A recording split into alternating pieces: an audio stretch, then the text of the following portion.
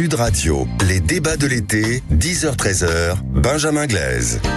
Oui, je suis ravi de vous retrouver. On est ensemble pour les 2 prochaines semaines pour terminer l'été en beauté, pour décortiquer bien évidemment l'actualité, l'information, c'est nécessaire pour vous faire réagir aussi sur tous les sujets que vous souhaitez évoquer à l'antenne. Un numéro, le 0826 300 300, c'est Manu qui vous attend au standard.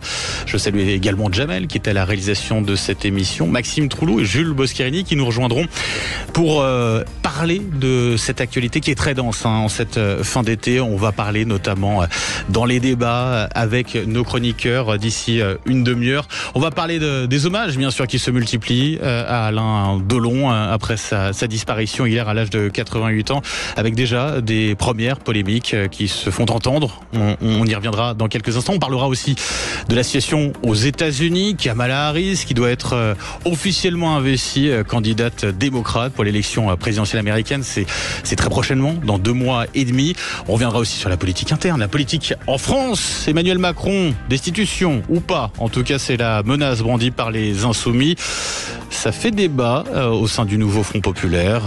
La fin déjà pour le nouveau Front Populaire, on verra cela. Et puis également au programme ce qui s'est passé du côté de Vénissieux en banlieue lyonnaise avec ce boulanger qui a décidé après une altercation de ne plus vendre tout simplement des produits à base de porc. Voilà pour le programme de nos débats. Mais d'abord, je reçois mon premier invité ce matin. Les débats de l'été Sud Radio. Sud Radio, il est 10h05, c'est un fléau chaque été. Les squats de piscines privées se multiplient. Rien qu'à Toulouse, plus de 140 ont été signalés depuis le début de la période estivale. Certains intrus partagent même fièrement leurs prouesses sur les réseaux sociaux. C'est un enfer pour les propriétaires, aux conséquences parfois dramatiques. Christophe Demerson, bonjour.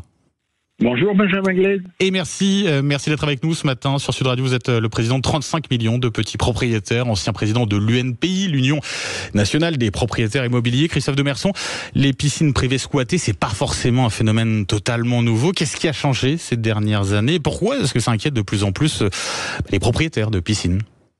Alors, les propriétaires de piscines sont inquiets, c'est une chose. En préambule, il faudrait quand même rappeler qu'il y a eu au moins une bonne chose tout au long de ces dernières années qui ont été particulièrement compliquées pour les propriétaires. La bonne chose, quand même, c'est la loi Kasbarian, la loi anti-squat.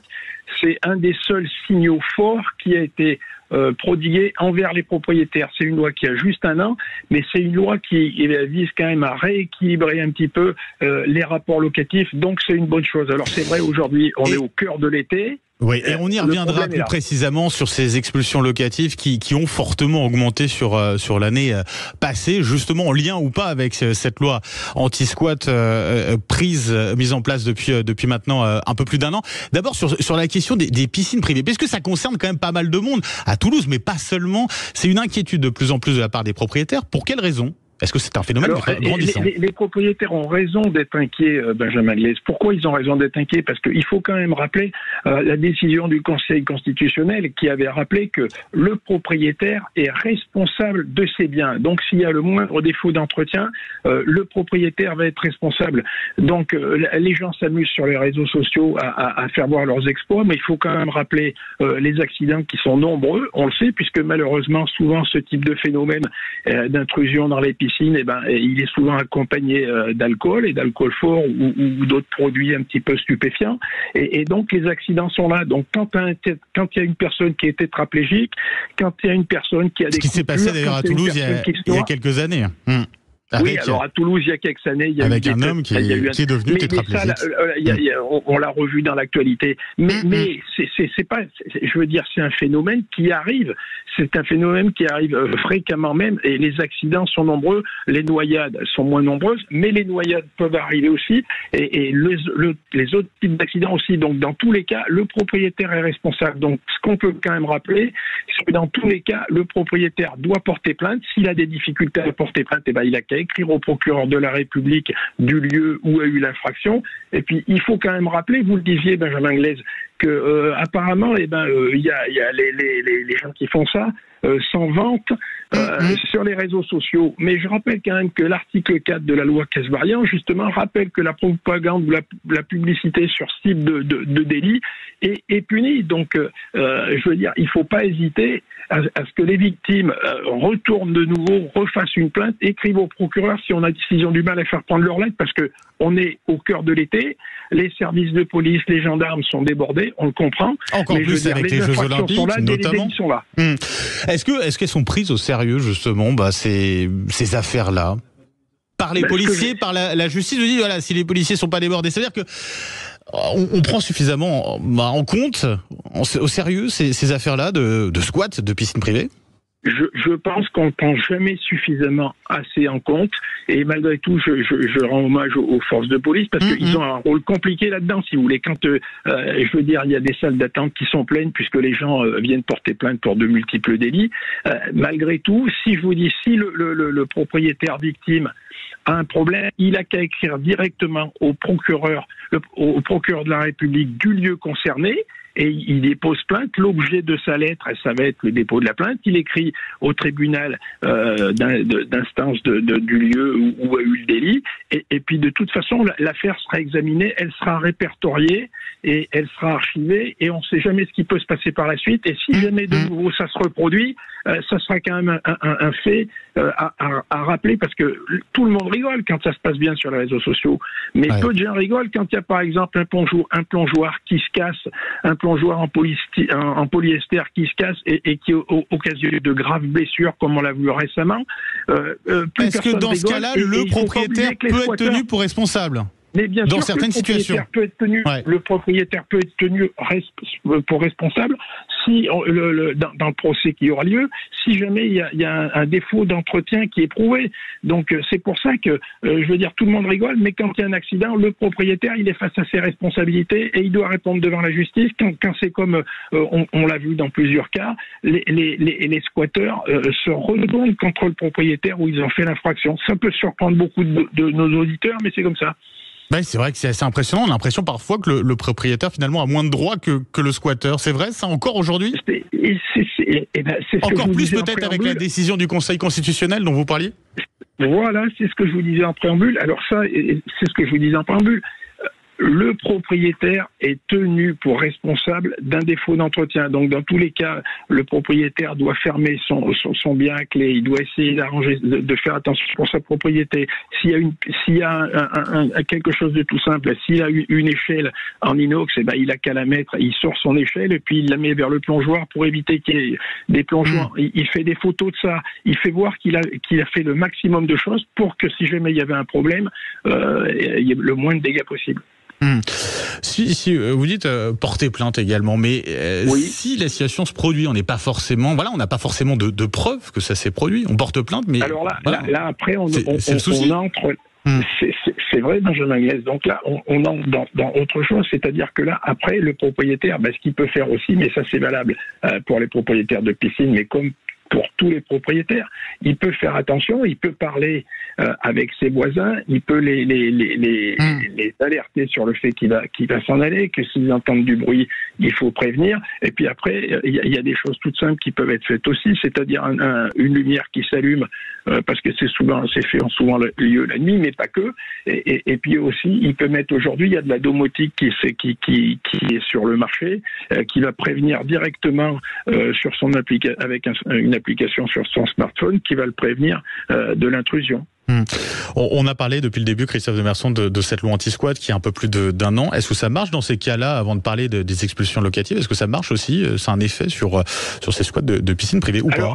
Bien sûr que ça commence à avoir un effet. Il faut rappeler que c'est une loi qui a juste 1 an. Mais il faut aussi rappeler quand même, il y a un bon point, je vous dis, c'est l'article 4 de cette loi Kasbarian. On n'en parle pas souvent, mais il faut rappeler qu'avant, il y avait quand même une multiplication d'encouragement, j'allais dire, à ce phénomène avec de la propagande ou de la publicité.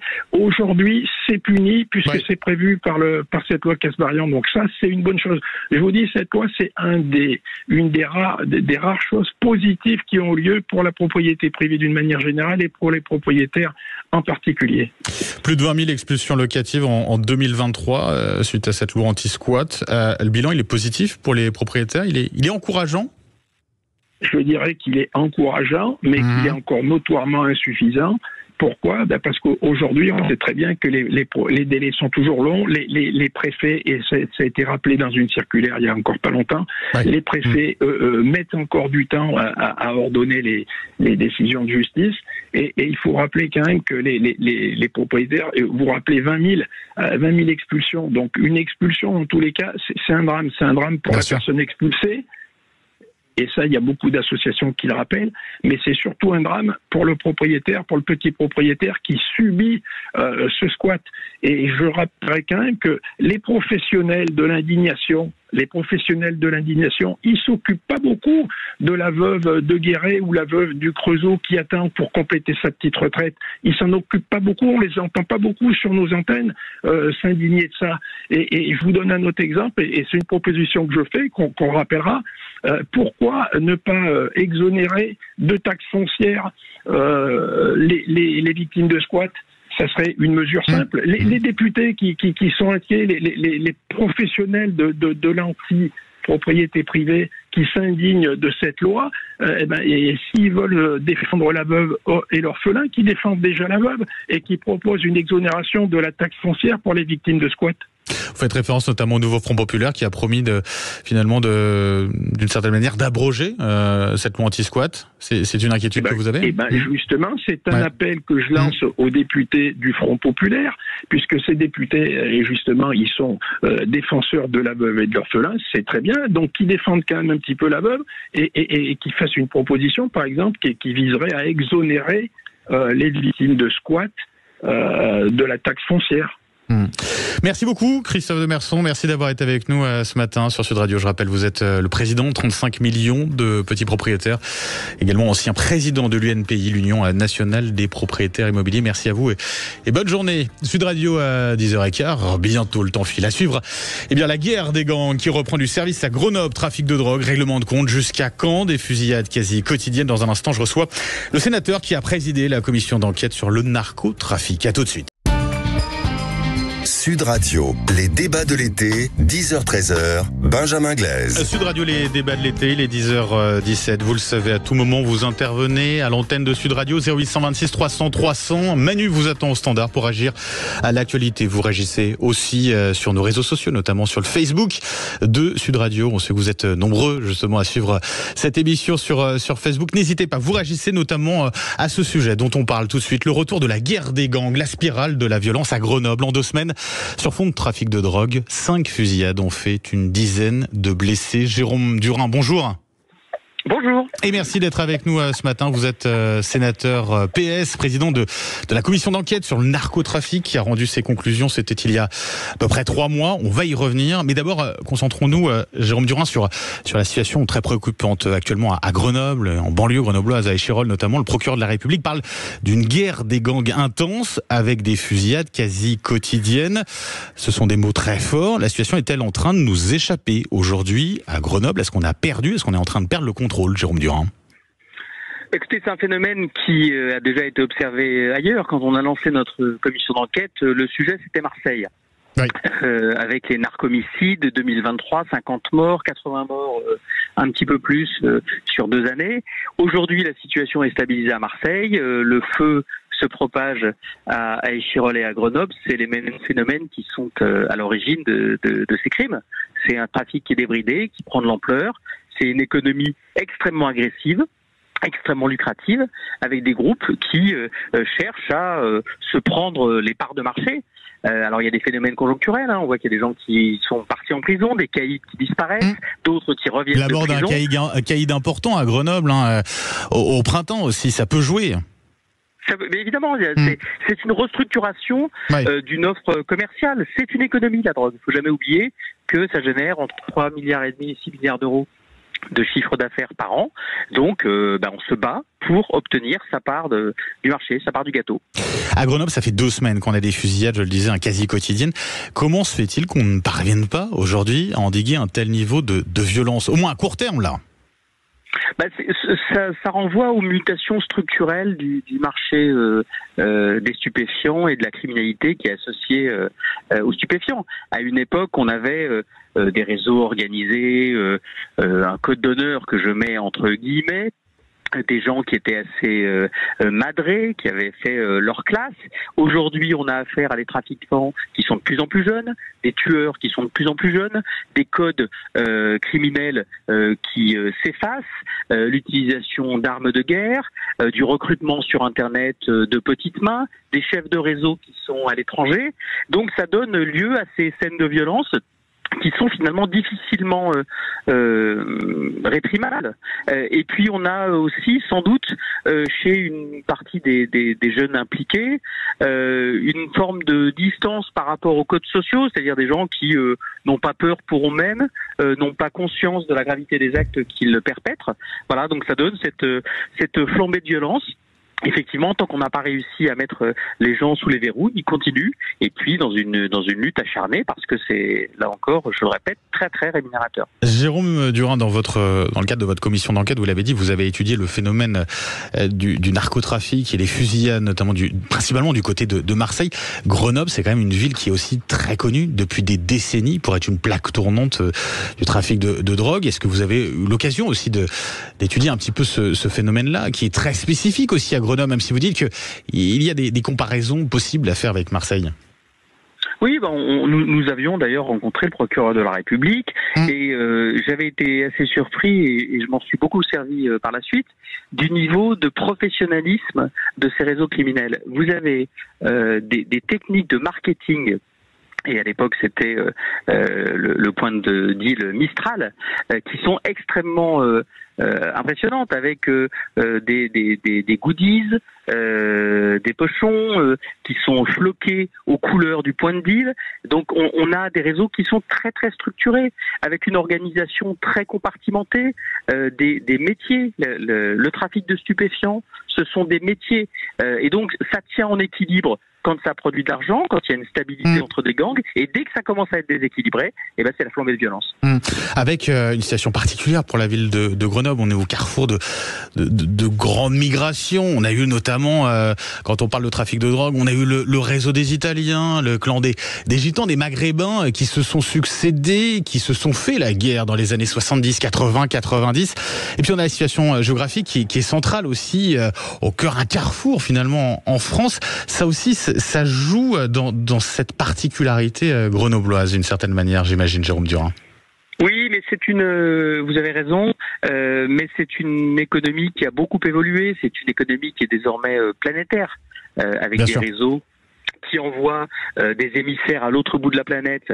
Je pense à la cocaïne pour l'approvisionnement, avec des tueurs qui viennent parfois de l'étranger, avec du recrutement qui se fait hors des cités. À une époque, on avait un trafic qui était organisé avec des gens locaux. Et puis on a eu ensuite les jobbers, des espèces d'intérimaires qu'on recrute sur Internet, des gens qui viennent de Seine-Saint-Denis, de l'Est de la France, qui vont travailler à Marseille et l'inverse.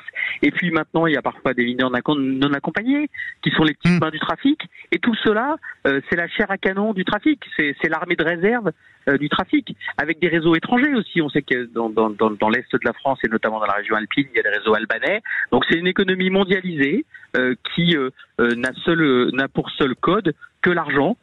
Donc il y a effectivement une réalité locale, mais ce que notre commission d'enquête a démontré, c'est que ces bastions historiques de la criminalité et du trafic de drogue, ils sont maintenant rejoints par des territoires ruraux, la France des sous-préfectures, des petits villages. Donc, d'ailleurs, vous appelez à associer davantage les élus locaux, notamment les maires, dans cette lutte contre le narcotrafic. C'est ça, c'est important pour vous, cela? Oui, parce que ce qui est très important, c'est le renseignement. Les narcotrafiquants ont de plus en plus de moyens. Ils ont de l'argent, ils ont accès à des messageries cryptées. C'est dur pour les forces de l'ordre de voir ce qui se passe sur les réseaux. Donc quand on a du renseignement humain, que ce soit des repentis issus des réseaux ou que ce soit des signalements faits par les maires qui voient quand un commerce n'a pas d'activité... Mais ce n'est pas les mettre en danger davantage, encore plus en première ligne, ces maires?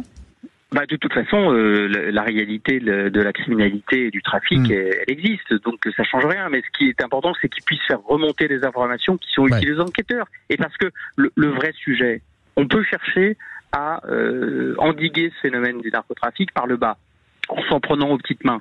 Mais ce qu'il faut, c'est taper en haut de la pyramide, c'est aller taper les généraux, ceux qui passent les commandes, ceux qui sont à l'étranger. Et ça suppose qu'on tape au portefeuille et qu'on saisit ces avoirs criminels. Donc le renseignement que peuvent nous donner les maires est utile à ce titre-là. Jérôme Durin, donc vous avez présidé cette commission d'enquête au Sénat sur le narcotrafic. Concrètement, depuis les conclusions que vous avez rendues, c'était à la mi-mai, qu'est-ce qui a été fait ? Quelles recommandations étaient suivies, s'il y en a déjà eu ? Peu, pour l'instant, peu, parce que il nous a pas échappé qu'il y avait une situation politique un petit peu incertaine et que certains engagements qui avaient été pris, je pense notamment à ce que nous avait dit Dupond-Moretti sur le statut des repentis, sur un parquet national, n'ont pas été suivis des faits, ne le seront peut-être pas. C'est pour ça que nous avons décidé avec Étienne Blanc, lui et LR, moi je suis socialiste, de déposer une proposition de loi transpartisane en disant il faut arrêter de tergiverser et il faut mettre en œuvre les propositions que nous avons formulées dans cette commission d'enquête transpartisane. Je le redis, au Sénat, nous étions 23 membres issus de tous les groupes parlementaires du Sénat. Ça a été adopté à l'unanimité. Donc il faut avancer. Il faut avancer sur l'organisation. On n'est pas assez organisé. On est bon sur le terrorisme. On n'est pas assez bon sur le narcotrafic. Il faut avancer sur des outils juridiques nouveaux pour protéger les enquêteurs. Il faut arrêter avec les nullités de procédure. Il faut un nouveau statut des repentis. Il faut une vraie DEA à la française. Enfin, on a beaucoup de propositions. Et je pense que si on ne s'y met pas, si on n'a pas une approche globale du narcotrafic, alors on va continuer d'enregistrer les morts et les flambées de violence locales. Cette proposition de loi que vous avez déposée, proposition de loi transpartisane, vous savez quand elle sera étudiée, discutée, vous l'avez dit, la situation politique elle est complexe en ce moment. Est-ce que vous avez quand même une idée de quand on pourra parler au Sénat notamment de cette proposition de loi ? Le but d'ailleurs, c'est que la navette parlementaire permette que ce travail aille du Sénat à l'Assemblée. On n'a pas de calendrier parlementaire pour l'instant, mais nous ne lâcherons pas. Nous ne lâcherons pas. J'observe d'ailleurs que dans plusieurs projets législatifs qui ont été proposés au vote des Français, je pense à ce qu'a fait les Républicains ou ce qu'ont fait le Nouveau Front Populaire, dont on ne peut pas considérer quand même qu'ils soient sur la même ligne, la question du narcotrafic s'est invitée dans les programmes. Et c'est une bonne chose. Donc maintenant, puisque tout le monde pense que c'est important, il faut passer de la parole aux actes et donc mettre cette proposition de loi à l'ordre du jour, la voter et puis avoir une réponse à la hauteur des enjeux criminels qui sont envoyés pour ce pays. Parce que le risque, c'était le but de vos recommandations, c'est d'éviter que la France ne devienne un narco-État. Ce n'est pas déjà le cas. En tout cas, il y a urgence à agir parce que ça peut nous tomber dessus très rapidement. Oui, il y a urgence à agir parce que plusieurs phénomènes sont à l'œuvre. Il y a ceux qui sont très spectaculaires, c'est la violence, c'est ces scènes de guerre ou ces agressions criminelles à l'arme de guerre dans les rues de nos villes. Et puis il y a des phénomènes plus discrets, moins visibles. C'est la corruption dite de basse intensité, ces sommes d'argent qui permettent de corroder notre système institutionnel. C'est l'épuisement d'un certain nombre de professionnels. Je pense aux policiers, aux douaniers, aux gendarmes, au personnel des tribunaux, aux magistrats, qui voient qu'ils n'ont pas assez de moyens juridiques et humains pour lutter contre le narcotrafic. Donc il est vraiment temps de s'y mettre. Alors on n'est pas encore un narco-État évidemment, mais il faut faire attention parce que le pouvoir des criminels est immense et on a parfois l'impression que dans cette guérilla, le faible c'est l'État et le fort ce sont les criminels. Merci beaucoup Jérôme Durin d'avoir été avec nous ce matin sur Sud Radio. Merci pour votre éclairage. Je rappelle que vous êtes sénateur PS, président donc de cette commission d'enquête sur le narcotrafic qui a rendu ses conclusions il y a bientôt 3 mois. La suite, vous le savez, 10h30, ce sera les débats de l'été avec l'ensemble de nos chroniqueurs qui vont nous rejoindre. 0826 300 300 si vous voulez réagir à l'actualité. On viendra notamment sur cette pluie d'hommages en direction d'Alain Delon qui nous a quittés hier à l'âge de 88 ans. Des hommages et déjà quelques polémiques, on y reviendra. C'est à suivre sur Sud Radio, je vous dis à tout de suite. Sud Radio, les débats de l'été, 10h-13h, Benjamin Glaise. Sud Radio, il est à 10h31, ils sont en force, ils sont présents avec nous, malgré l'été, pour discuter de l'actualité, bien évidemment. Nos chroniqueurs, avec vous, 0826 300 300. D'ailleurs, vous voulez réagir à n'importe quel sujet de l'actualité, vous faites entendre. Vous nous appelez 0826 300 300, c'est Manu qui vous attend au standard. Avec nous ce matin, Christelle Niasme, bonjour. Bonjour. Merci d'être avec nous, conseillère municipale LR à Villeneuve-Saint-Georges, dans le Val-de-Marne. Philippe Bouriaki, bonjour. Bonjour. Et merci d'être avec nous également sur Sud Radio, conseiller régional Île-de-France, commissaire au sport et Jeux Olympiques Paralympiques, co-porte-parole national écologie au centre. Avec nous également Éric Tegner, bonjour. Merci d'être avec nous, directeur de la rédaction de Frontières. Et puis Thomas Elexauceur, bonjour. Bonjour à vous. Et bienvenue, secrétaire général du nouveau centre, conseiller départemental de l'Eure. Beaucoup d'actualités, on va parler de beaucoup de choses bien sûr dans les prochaines minutes. On parlera des hommages qui se multiplient après le décès d'Alain Delon. On va y revenir assez largement à partir de 11h. On parlera aussi de Kamala Harris, semaine de gloire, on verra. En tout cas, elle sera investie sans surprise candidate démocrate pour la présidentielle américaine. C'est déjà dans moins de 3 mois. Beaucoup de sujets, vous le voyez, mais d'abord, on va commencer avec les coups de cœur et coups de gueule de chacun. On commence avec un coup de cœur, Christelle Nias. On parle des Jeux Paralympiques qui débutent bientôt. Tout à fait. Les Jeux Paralympiques commencent dans le 28 août. Donc c'est quoi, dans un petit peu moins de 10 jours, si je me trompe pas. Je vous fais confiance. Oui, c'est ça. On est le 19. Le 28 août, c'est le mercredi, la cérémonie d'ouverture, mercredi. Et donc on a eu une très belle cérémonie. Exactement. On a eu une très belle cérémonie et puis un très bon moment avec les Jeux Olympiques, je crois, avec des records. On a eu plus de 9 millions de spectateurs. Ça a été plus de 9 millions de billets vendus, 750 000 spectateurs. Et puis dans le Val-de-Marne, où je suis conseillère départementale, c'est à peu près 170 000 personnes qui ont suivi le passage de la flamme des Jeux Olympiques. Un véritable succès. Un très grand succès, malgré tous les. Je crois on a parlé des JO sceptiques. Donc ça a été un très bon moment. Donc là, on a les Jeux Paralympiques qui vont démarrer et c'est pas un petit moment. Donc je pense je voulais surtout mettre en lumière ce temps fort qui commence donc mercredi et plus particulièrement également ce temps qui va avoir lieu le 27 août. Enfin, ça, je connais bien la date parce que à 13h30 à la Plage Bleue, donc c'est un parc conseillère départemental également. Je m'occupe notamment des espaces verts dans le Val-de-Marne et je suis très fière de voir que la flamme paralympique va s'arrêter dans notre beau parc du département du Val-de-Marne et j'espère qu'on aura au moins autant de personnes qui suivront cette flamme paralympique à cette occasion. Voilà. Vous espérez, vous pensez qu'on aura la même ferveur pour ces Jeux paralympiques après ce qu'on a vécu sur les Jeux olympiques? C'est vraiment un souhait parce que justement, moi je le vois, on a fait pas de dons, mais on a permis pas mal d'accéder aux comités sportifs et aux jeunes aux épreuves. Et j'aimerais qu'il y ait ce même engouement qui soit suivi sur ces épreuves parce que ce sont des athlètes, parce qu'il y aura des vrais records et que je pense qu'on rentre vraiment dans ce qu'est le sport dans toute sa dimension, c'est-à-dire la reconquête de son corps, de l'esprit. Et c'est l'esprit des Jeux Paralympiques. C'est comme ça qu'ils ont été mis en place à l'origine en 1948, premières épreuves en 1960, de Jeux Paralympiques. Et c'est vraiment l'esprit du sport, je crois, dans toute sa splendeur. Donc oui, c'est vraiment un souhait qu'ils soient autant suivis que l'ont été les Jeux Olympiques. Thomas Elexauceur, vous êtes également avec nous à distance. Vous voulez revenir d'ailleurs, c'est un coup de cœur aussi de votre part sur ces Jeux Olympiques, Jeux Paralympiques qui approchent, mais alors plus sur le volet sécuritaire, c'est cela ? Oui, tout à fait. Merci pour ce distanciel.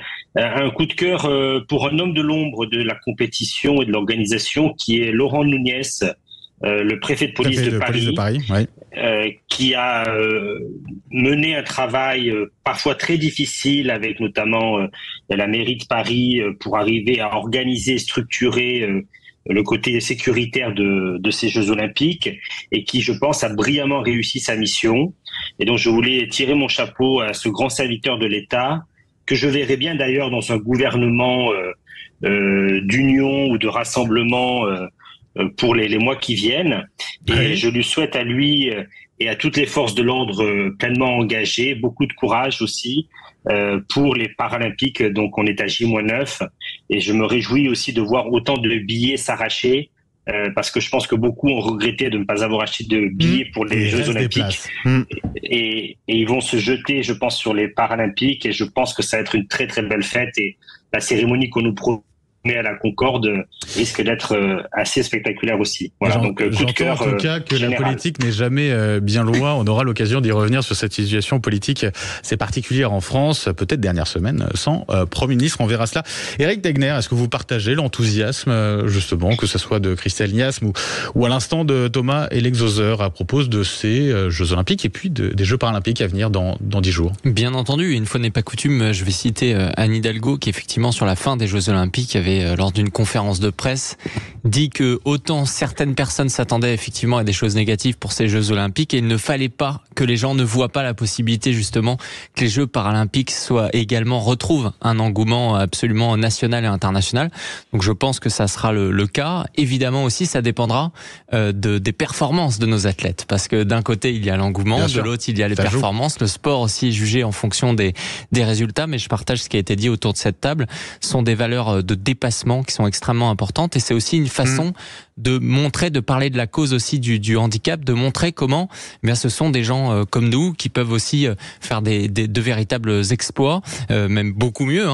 Ils sont beaucoup plus sportifs que moi qui suis en bonne santé. Et donc c'est important aussi de toucher un large public pour montrer qu'ils sont complètement insérés dans la société aujourd'hui. Philippe Bouriaki, vous connaissez bien cette question du sport, des Jeux Olympiques, Paralympiques. Il faut s'attendre à un engouement aussi important, à une fête aussi populaire pour ces Jeux Paralympiques que ce qu'on a vécu, effectivement, qui a été très fort sur ces Jeux Olympiques. Je suis un éternel optimiste et j'ai eu la chance de les vivre, ces Jeux Olympiques. Et en les vivant, effectivement, j'ai vu cette ferveur, j'ai vu cette joie, j'ai vu cette réconciliation nationale. J'ai vu cet esprit, j'ai vu cette France rayonner à travers le monde. Je n'ai vu aucun grincheux, je n'ai ressenti aucune peur, aucune crainte. Des gens détendus, des touristes heureux d'être au contact de la population heureuse de pouvoir être disponible. J'ai vu cette force de ces bénévoles, ces 45 000, ces femmes et ces hommes de l'ombre, de ceux qui nous ont alimentés, personnel de restauration, de ceux qui ont nettoyé tous les sites olympiques et les villes aux alentours. Enfin, j'ai vu une France extraordinaire. Et surtout, j'ai vu le contre-coup quand ça s'est arrêté. Beaucoup ont dit... Pourquoi ça n'a pas duré plus longtemps? Eh ben, ça redure plus longtemps et les gens ont envie de revivre, vibrer, pleurer. Évidemment, s'émouvoir lorsqu'on ramène des médailles, mais aussi lorsqu'on arrive à faire montrer que nous sommes qu'un. Je voudrais dire, je te rejoins complètement, l'admiration que j'ai pour ces athlètes paralympiques. Ils sont supérieurs aux valides.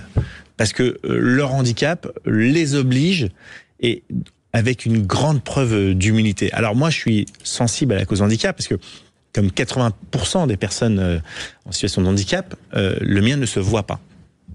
Donc il y a les handicaps physiques qui ne représentent que 20% et 80% c'est des handicaps qui ne se voient. Moi, je suis dyslexique, dysorthographique. Alors effectivement, on peut dire que c'est moins grave que certains, mais tous les handicaps sont importants. Et le monde autour du monde de handicap, c'est un monde inclusif, c'est un monde compréhensif, c'est un monde humaniste. Et nous sommes 16 millions de personnes en France à être porteurs et porteuses d'un handicap. C'est pas rien, c'est quasiment un Français sur 3. Et donc par conséquent, tout autour de nous... C'est donné à voir des invisibles d'une certaine manière? Mais complètement. On va avoir une chance extraordinaire que tout le monde, toutes celles et tous ceux qui ne font pas attention, et y compris, moi je voudrais souvent interpeller les urbanistes et celles et ceux qui font des travaux sur la voirie, leur dire dans vos commissions, s'il vous plaît, intégrez des gens qui vont souffrir au quotidien, y compris des gens qui ont un certain âge et qui doivent se déplacer en déambulateur, y compris, alors c'est pas un handicap évidemment d'avoir des enfants en poussette, mais lorsque vous faites des travaux sur rue et que vous mettez des barrières et que vous dites pas que effectivement ça va gêner des gens qui peuvent être valides mais qui ont une situation compliquée à ce moment-là, et tout ça, ça doit faire corps, mais ça ne doit pas juste faire corps pendant 15 jours. Il faut que ça perdure. Christelle Niasme, on est quand même dans une période particulière, on le disait, en termes de politique. La trêve olympique qu'on a vécue, on ne l'aura pas sur les Paralympiques. A priori, un nouveau Premier ministre devrait être nommé d'ici la fin de la semaine. Est-ce que, en termes de calendrier, c'est pas dommageable finalement pour ces Jeux Paralympiques? Oui, manifestement, oui, la trêve olympique semble être finie. Et oui, je pense que c'est dommage parce que ça met de côté un sujet qui est extrêmement intéressant. Au-delà même du handicap, ça pose même la question de, on le disait, on différencie, mais peut-être qu'un jour, pourquoi pas aller sur une cérémonie, sur un événement commune, pourquoi pas. Enfin, je veux dire, on peut tout imaginer, tout envisager, parce qu'après tout, aussi faire quelque chose de complètement en dehors, c'est aussi continuer à dire, bien finalement, on n'est pas si identique. Et donc, ça, c'est un petit peu dommage. Et là, ce sera l'occasion de démontrer que oui, il y a une différence qui est à faire. Alors, aujourd'hui, différence pour pouvoir mettre en lumière, et c'était l'objet aussi de mon coup de cœur. C'est surtout de valoriser, de mettre en lumière, et puis peut-être que effectivement, même si je fais de la politique, bien que le fait politique peut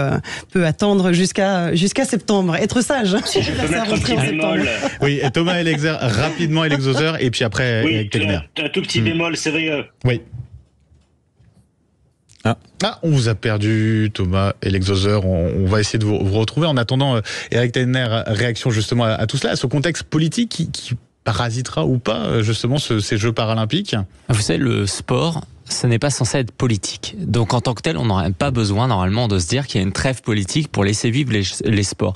On pourrait tout à fait avoir d'un côté les Jeux Olympiques et de l'autre une campagne électorale, sauf qu'aujourd'hui, on est tellement habitué à tout politiser qu'on ne sait plus prendre cette habitude. Donc c'est normal que le fait politique avance. Emmanuel Macron est déjà en retard, donc on va pas commencer à jouer son propre jeu en lui disant surtout attends encore plus longtemps. Et de l'autre côté, il y a le sport. Les Français, ils sont habitués à ça aussi au quotidien. Donc pour moi, il n'y a pas de souci tant que journalistes, la presse, les médias aussi font le travail de traiter cela, mais ça va être fait en tout cas.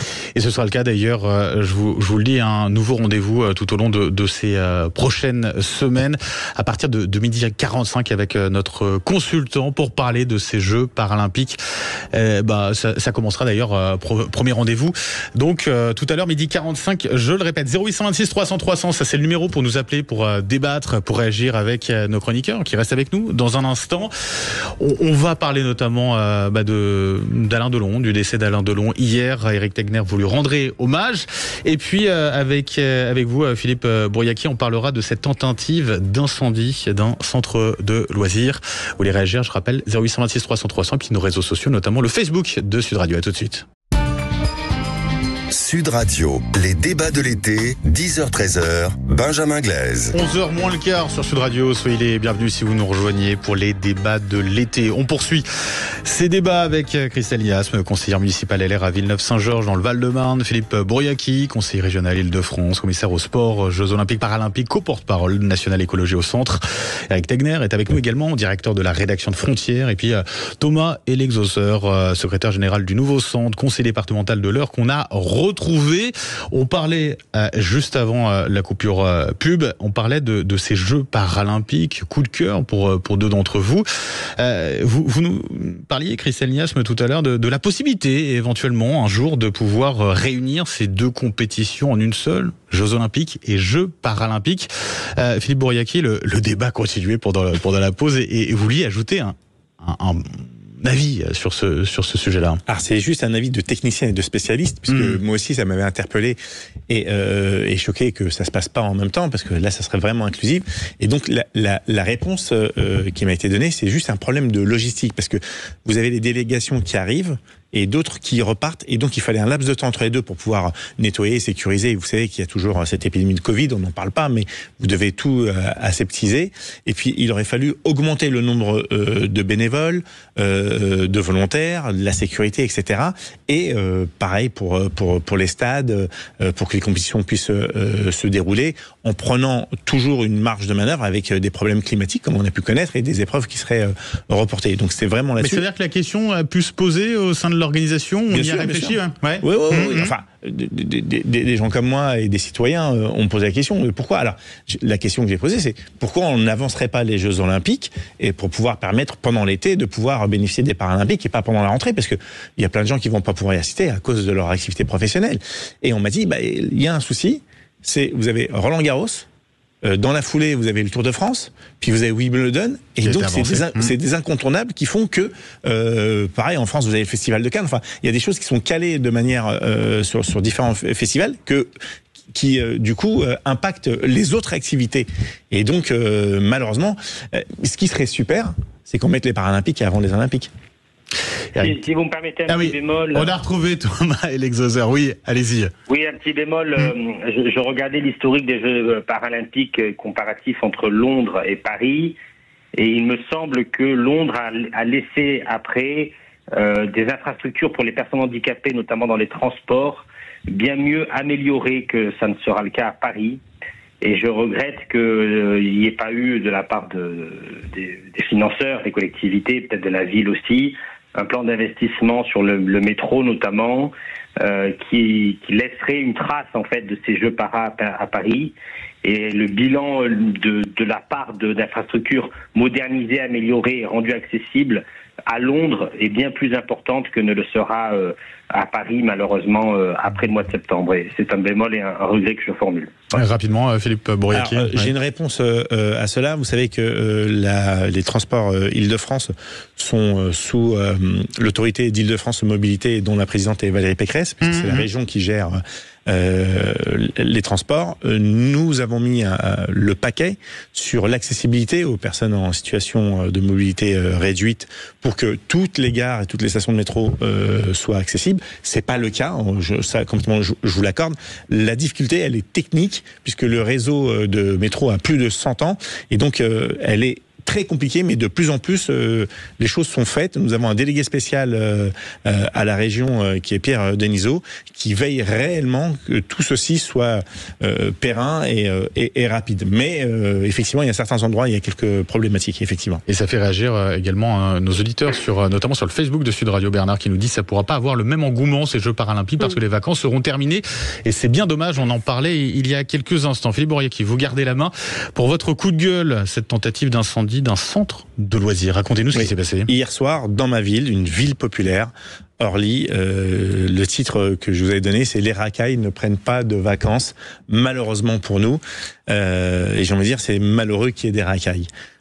Une poubelle conteneur 660 litres qui se trouvait à 300 mètres de l'entrée du centre de loisirs a été déplacée de manière intentionnelle et a été incendiée devant le centre de loisirs. Alors, je remercie mais vraiment et sincèrement, le personnel communal, la gardienne, les gens d'astreinte, nos sapeurs-pompiers et nos anges gardiens qui sont nos policiers, d'être intervenus, mais d'une manière ultra rapide et d'avoir rapidement maîtrisé l'incendie.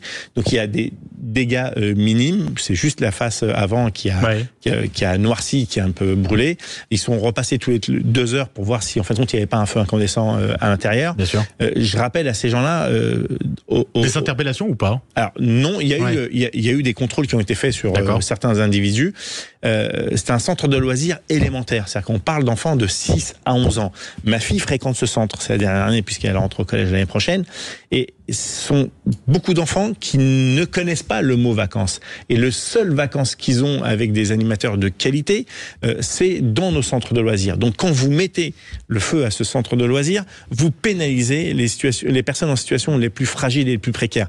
Et je le condamne avec la plus grande fermeté. Je souhaite que les auteurs soient interpellés, mineurs ou pas, et qu'ils soient lourdement sanctionnés, parce qu'il faut que ça serve d'exemple, et il faut dire une bonne fois pour toutes, ça suffit, que ça soit en banlieue, que ça soit en campagne, on ne peut pas accepter la destruction d'un bien, qui plus est d'un bien public.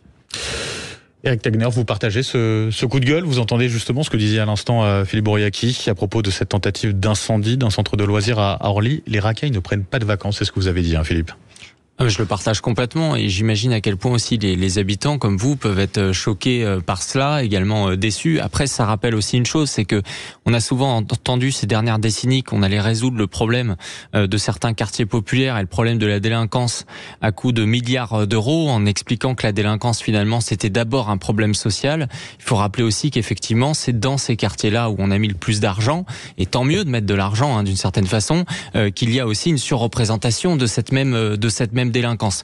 Donc il faut absolument aussi de l'autre côté du coup qu'il y ait un volet judiciaire et pénal qui soit extrêmement ferme et extrêmement important, parce que non seulement ces gens-là ont perdu toute notion de la capacité juste de prendre soin de ce qui nous appartient, de prendre soin de ce qui va être utile, peut-être qu'ils ont des sœurs même qui peuvent côtoyer ce type d'établissement. Derrière c'est la sanction, ça peut être pour certains qui vont commettre des actes gravissimes, ça va être la prison, pour ceux qui vont pouvoir être des mineurs, parce que dans ce genre de cas c'est souvent des mineurs aussi, il faut être capable de faire une véritables sanctions. Il faut être capable aussi de responsabiliser les parents. Pourquoi ? Parce que il y a des parents qui peuvent laisser leurs enfants aller commettre ce type de choses, et il y a des parents qui sont indirectement victimes parce que leurs enfants ne pourront pas partir justement en vacances scolaires à cause de ce type de choses. Donc la responsabilisation, c'est la première chose qui doit être mise en place, parce que derrière il y a énormément de victimes collatérales de tout cela. Thomas et l'exhausteur, quel type de réponse apporter selon vous à ce type d'événement regrettable? On a tout un problème de la chaîne pénale et ensuite de la sanction. Vous savez qu'on a un problème des prisons en France qui pour moi est un problème majeur, qui fait qu'on n'a plus aucun ordre établi dans les prisons.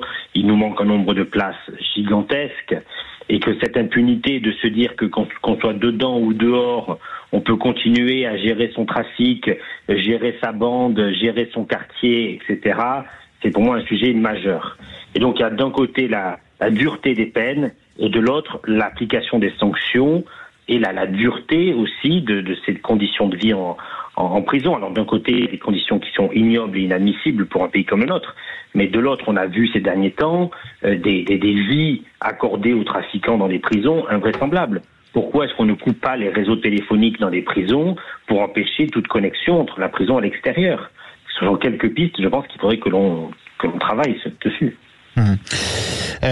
Christelle Niasme, vous êtes, je le rappelle, conseillère municipale LR à Villeneuve-Saint-Georges. Ce genre de situation, de débordement, d'accident, de tentative d'incendie, ça va très loin. C'est quelque chose auquel vous êtes confronté? Il y a quelques années, sur ma ville, c'est une ville très populaire également, la ville sur laquelle je suis élu. Dans le Val-de-Marne, oui. Dans le Val-de-Marne, oui, Villeneuve-Saint-Georges, c'est une ville très populaire. Oui. Et je crois qu'on a subi des temps difficiles avec les émeutes. On a effectivement des temps aussi compliqués. Alors là, il faut déjà savoir qui sont les personnes, les fautifs.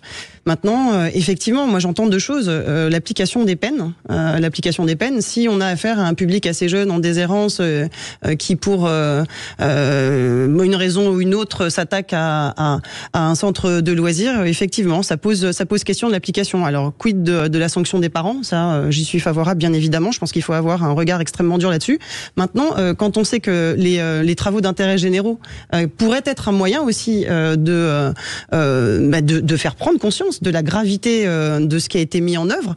Il y a à peine un tiers qui sont appliqués aujourd'hui. Donc oui, la sanction, c'est une chose, l'application, c'en est vraiment une autre. Et elle doit être vraiment, vraiment mise en œuvre. La deuxième chose que ça m'évoque, et je pense que ça, c'est un vrai sujet sur lequel on doit travailler sur nos territoires, parce que c'est aussi l'héritage d'une situation sociale de plus de 30 ans. C'est une situation organisée où on ghettoise nos populations, c'est-à-dire qu'on accumule des populations en détresse sur des territoires, des populations qui sont fragilisées. Donc la fragilité culturelle, financière, génère des difficultés sur les territoires. Voilà, ce que vous avez sur ma ville, c'est ça. Aujourd'hui, c'est quelque chose, des situations comme celle dont on pourrait aussi parler tout à l'heure à Vénissieux, peuvent arriver sur des territoires aussi populaires que le mien.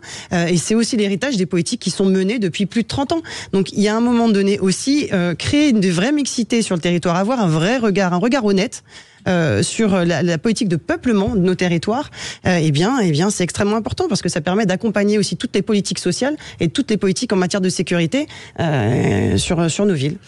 Philippe Bouriaki, pour conclure sur votre coup de gueule, donc je le rappelle, cette tentative d'incendie sur un centre de loisirs élémentaire, donc du côté d'Orly, vous avez utilisé le terme de racaille, ça vous est reproché par certains sur le compte Facebook de Sud Radio, certains auditeurs. Pourquoi utiliser ce terme-là de racaille? Mais parce que c'est un élément fort, effectivement, qui pousse à débat, mais il faut qu'on arrête de se voiler la face.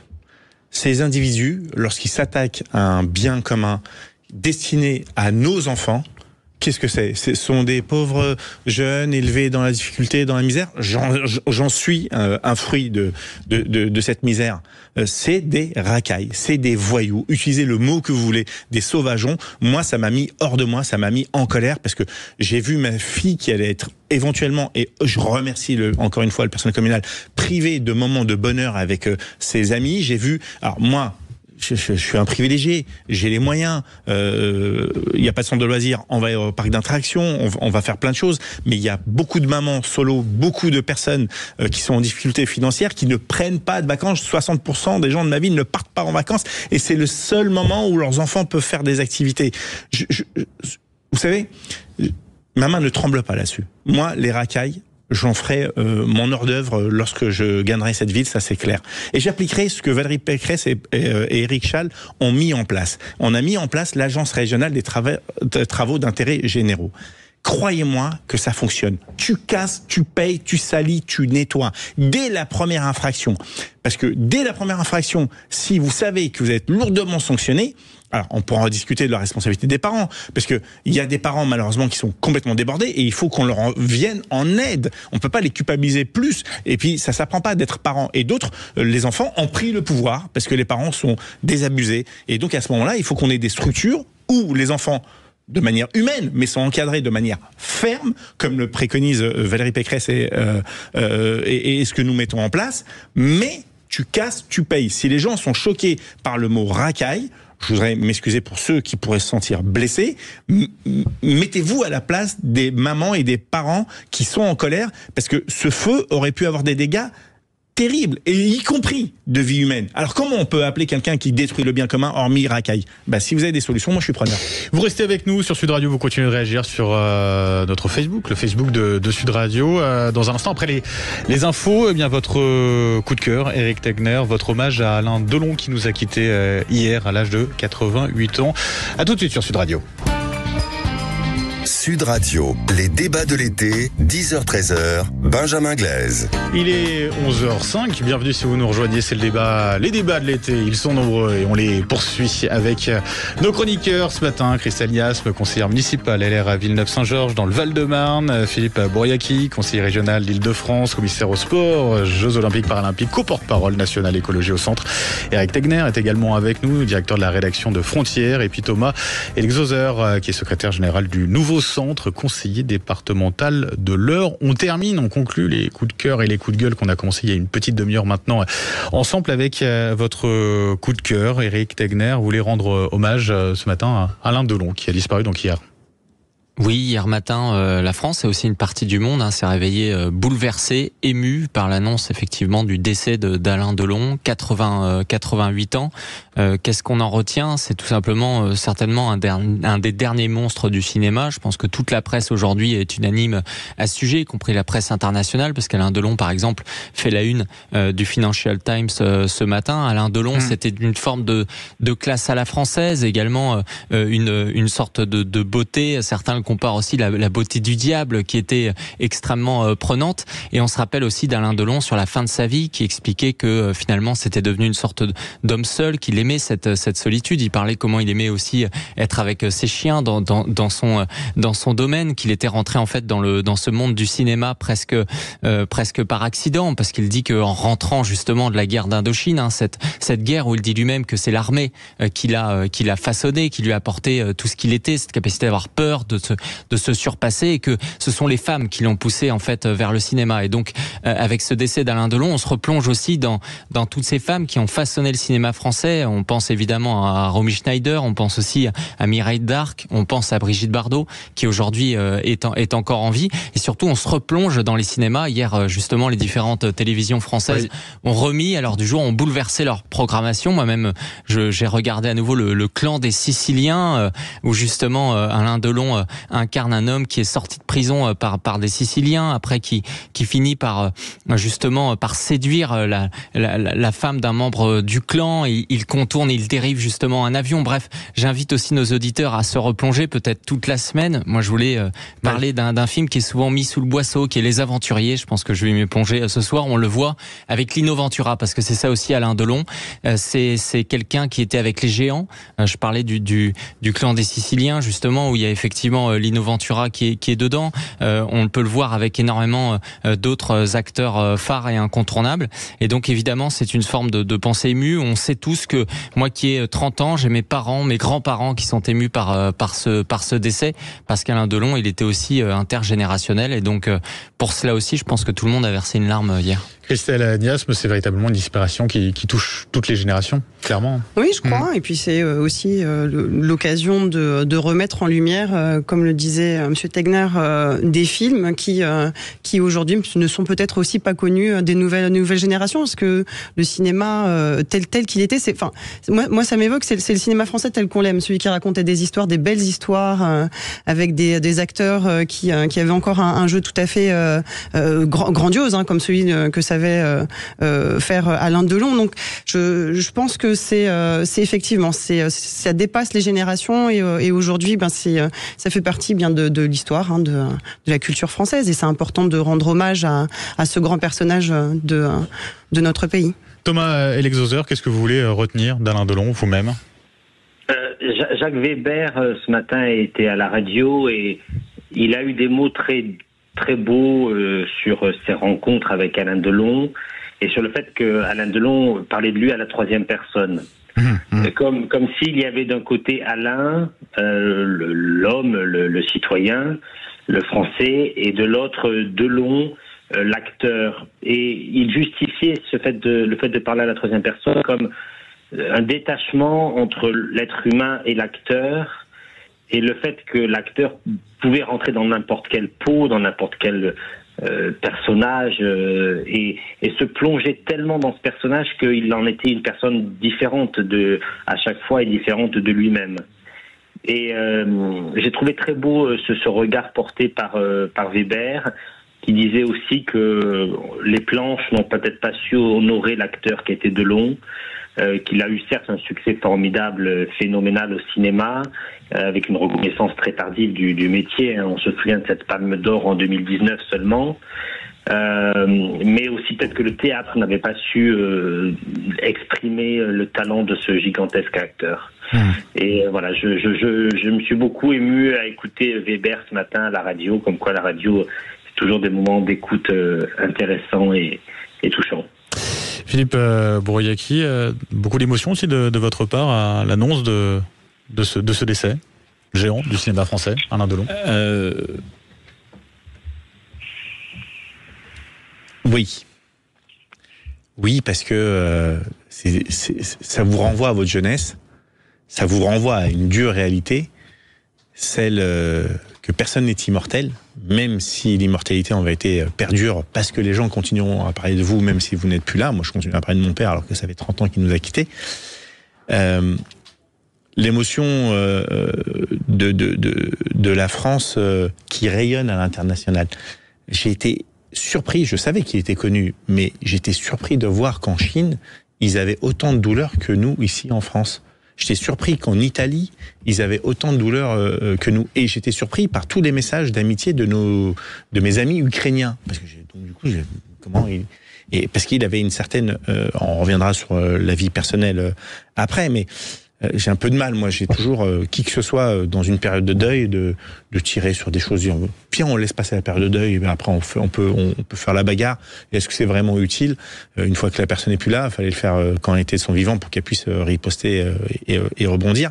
Mais oui, c'est une part de la culture française qui s'en va, ce monstre sacré, quelque temps après Bébel. Alors moi, j'ai fait un trait d'humour parce que je connaissais bien, bien, c'est un grand mot, Jean-Paul Belmondo, qui avait beaucoup d'humour et qui me disait, qui m'avait dit une fois, pour déconner, Drucker nous enterrera tous. Et donc j'ai fait un post hier, je vous invite à aller voir ma story sur Instagram, où je remets la médaille d'or à Drucker, la médaille d'argent à Alain Delon et la médaille de bronze à Bébel. C'était un trait d'humour en disant and the winner is, d'après ce que me disait Belmondo, Alain Delon n'aurait pas voulu que les gens s'attristent sur son départ. Au contraire, il aurait voulu que les gens fassent une fête, qu'ils continuent à vivre et surtout avoir une belle image de cet homme. On va le dire, on a tous été jaloux d'Alain Delon. Il rentre quelque part, vous avez 80% des femmes qui s'évanouissent et les 20% qui restent immobiles. Donc, tout homme qui aime la jante féminine était très jaloux d'Alain Delon et on voulait tous lui ressembler. Et je pense qu'il a déclenché beaucoup de carrières, en tout cas. Et on voit que, dans certains discours qu'il disait, que j'ai retenu, Ça n'a pas été mon modèle de vie. Moi, je viens du monde sportif, donc j'avais plutôt d'autres focus. Mais le travail, le dépassement de soi, le courage, la détermination, la motivation. Et donc, je crois que ça peut que donner de l'espoir à beaucoup de gens qui ne pensent que c'est pas possible. Est-ce qu'il faut lui rendre un hommage national, à Alain Delon? Qu'est-ce que vous en pensez, Éric Tegner? Vous êtes favorable ou pas? Oui, moi j'imaginais d'ailleurs que ça serait annoncé hier quand on a tous appris le décès d'Alain Delon. Vous parliez de l'Italie qui lui rendait hommage, c'est parce qu'aussi il avait été choisi par Visconti. C'est quelqu'un qui jouait avec Gabin, c'est quelqu'un qui était avec les géants. Les réalisateurs l'ont choisi, les producteurs l'ont choisi. Il surprenait justement ceux qui sont décédés encore il y a quelques décennies de ça, comme Jean Gabin. Donc je pense que c'est important. On parle souvent de nécessité aussi de cohésion nationale chez nous, de nécessité aussi de transmission. Je pense qu'Alain Delon, c'est ce qu'il incarnait aujourd'hui. On a de quoi être fier lorsqu'on en parle justement à l'international, au-delà même des polémiques. On en reviendra tout à l'heure, où on a pu voir aussi. On peut en parler tout de suite, parce qu'on lui reproche notamment un certain nombre de fréquentations avec le milieu de la mafia. On lui reproche aussi sa proximité avec un Jean-Marie Le Pen, notamment. Alors c'est très intéressant parce qu'on lui reproche plus sa proximité avec Jean-Marie Le Pen que sa proximité avec des gangsters. Donc ça en dit long quand même sur les personnes qui professent justement ce genre d'insultes, parce qu'on a vu des tweets absolument ignobles qui l'insultaient au bout de la première heure. Alors sur son amitié avec Jean-Marie Le Pen, il faut la recontextualiser. Il a rencontré Jean-Marie Le Pen notamment lors de la guerre d'Indochine. C'est-à-dire que c'est là-dessus où il a créé une amitié avec lui. Il a expliqué comment justement, j'en parlais tout à l'heure, l'armée l'avait façonné. Il a d'ailleurs regretté que derrière il n'y ait plus le service militaire. Il pensait que c'était comme ça qu'on faisait nation. Il a toujours assumé être un homme de droite. Effectivement, lui considérait que de toute façon, il n'y avait pas de différence entre droite, extrême droite, etc. Après, je pense qu'il avait aussi un regard d'acteur où il ne se prenait pas la tête sur la question de ces différentes choses. Moi, ce que je tiens à saluer, c'est que c'est quelqu'un qui était honnête. C'est-à-dire que depuis le début, il a toujours dit, voilà, Jean-Marie Le Pen, c'est mon ami, il ne s'est pas caché. On sait aujourd'hui qu'il y a énormément de responsables politiques ou autres qui entretiennent justement des amitiés ou des proximités avec ce camp du Rassemblement national et qui n'osent pas l'afficher. Lui a su le faire et je pense que c'est aussi pour ça qu'il a été sanctionné, parce qu'on sait, on l'a vu aux États-Unis avec John Wayne, on le voit avec d'autres personnalités, qu'en fait dès qu'on montre un petit pas à droite, eh bien justement on se retrouve sanctionné par cette caste qui est désavouée depuis hier, parce que on n'a pas eu besoin du monde du cinéma justement pour montrer qu'il y avait une unité derrière Alain Delon. Et pour l'instant donc pas d'hommage national prévu en ce qui concerne Alain Delon. On verra ce qu'il en est dans les prochaines heures, si ça bouge. En tout cas, si on l'apprend prochainement, on vous fait signe bien évidemment. Sud Radio à 0826 300 300. Vous nous appelez au standard 0826 300 300. C'est Manu qui vous attend. On revient dans un instant. On va parler des États-Unis. Tenez, la campagne électorale américaine qui bat son plein avec la personnalité de la semaine aux États-Unis, c'est Kamala Harris. On en débat juste après ça. Sud Radio, les débats de l'été, 10h-13h, Benjamin Glaise. Bientôt 11h20, on poursuit les débats de l'été avec nos chroniqueurs. Aujourd'hui, Christelle Niasme, Philippe Bouriaki, Éric Tegner et puis Thomas Elexhauser.